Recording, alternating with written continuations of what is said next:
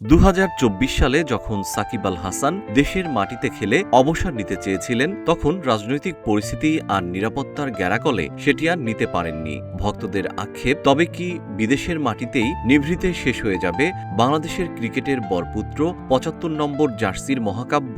BCB পরিচালক আমজাদ হোসেন জানান, এবার সাকিবকে দেশে ফেরাতে বিসিবি আগ্রহ প্রকাশ করেছে। এই খবরে নড়ে চড়ে বসেছে দেশের ক্রিকেট আঙ্গন থেকে শুরু করে সাকিবের সতীর্থরা। সাকিবের দীর্ঘদিনের পার্টনার ও ঘনিষ্ঠ বন্ধু ইমরুল কায়েস সংবাদ মাধ্যমে নিজের আবেগ প্রকাশ করে জানান, সাকিব দেশে এসে খেললে আমি যেখানেই থাকি না কেন চেষ্টা করব মাঠে এসে খেলা দেখতে। সাকিবের সাথে দীর্ঘদিন খেলেছি, আমাদের সম্পর্ক খুব ভালো। সব দিক থেকেই মনে করি সাকিব দেশ থেকে অবসর নেওয়ার দাবি রাখে। ইমরুল আরও জানান, সাকিব দেশের বাইরে থাকলেও সবসময় বাংলাদেশের ক্রিকেটের খোঁজ খবর রাখেন। ক্রিকেট কোথায় যাচ্ছে, কি অবস্থা, সবকিছু নিয়েই যথেষ্ট সচেতন তিনি। বর্তমান সময়ের অন্যতম ভরসা মেহেদী হাসান মিরাজও সুর মেলালেন সতীর্থের কণ্ঠে। মিরাজ বলেন, সাকিব ভাই একজন লিজেন্ড।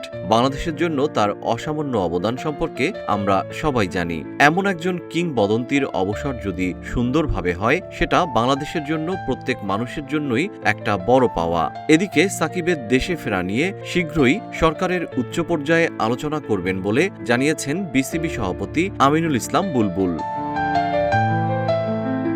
জিএম শিহাব, রূপালী বাংলাদেশ।